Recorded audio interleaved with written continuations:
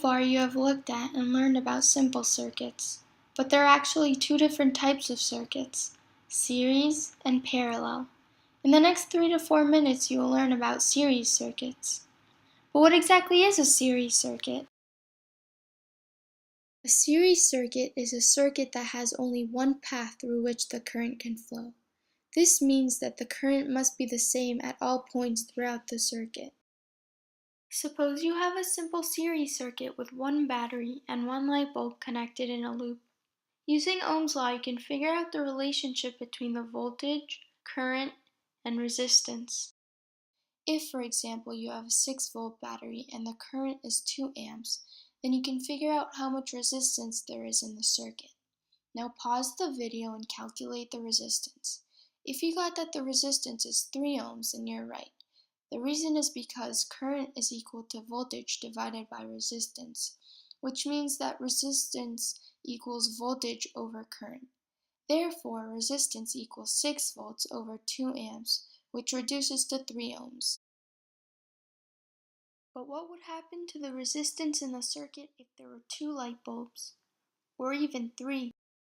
As you add more resistors, or any other device that creates resistance, the total resistance in the circuit increases. In fact, the total resistance is equal to the sum of all of the individual resistances. In other words, the total resistance is equal to the resistance of the first resistor plus the resistance of the second resistor plus the resistance of the third resistor. Now imagine that you have a battery, a 3 ohm light bulb, and a 4 ohm light bulb connected in a loop. In this situation, what would the total resistance be? Pause the video and try it yourself. If you said that the resistance is 7 ohms, then you'd be right. But if you didn't, then think about what we just learned. If the total resistance equals the resistance of the first light bulb plus the resistance of the second light bulb, then the total resistance must equal 3 ohms, the resistance of the first light bulb, plus 4 ohms, the resistance of the second light bulb, which equals 7 ohms. One disadvantage of using a series circuit is that as you add more light bulbs to the circuit, each light bulb becomes dimmer than what it was previously. For example, a light bulb that is connected in series with one other light bulb shines brighter than when that same light bulb is connected to 2 other light bulbs in series. The reason is because of the amount of power that each light bulb has.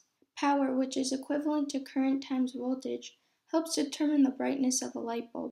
According to Ohm's law, if the voltage is kept the same and the total resistance increases with the addition of more light bulbs, then the current must decrease.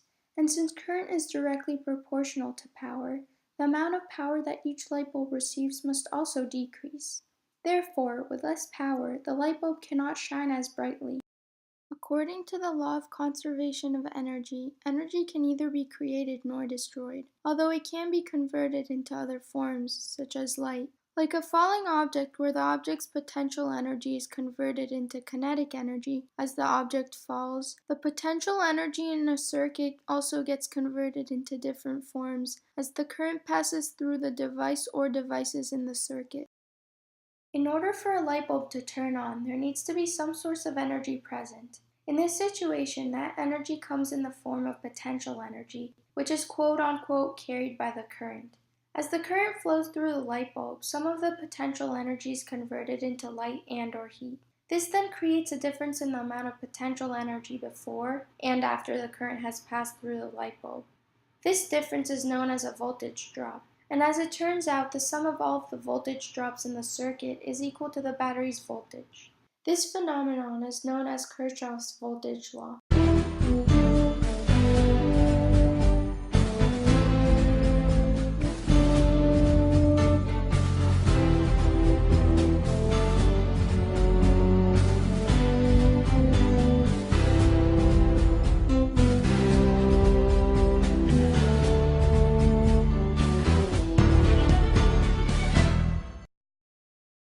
As the little man went through each light bulb, you should have noticed that the voltage in his beaker decreased, and by the time he had passed through the second and last light bulb, the beaker had no more voltage left.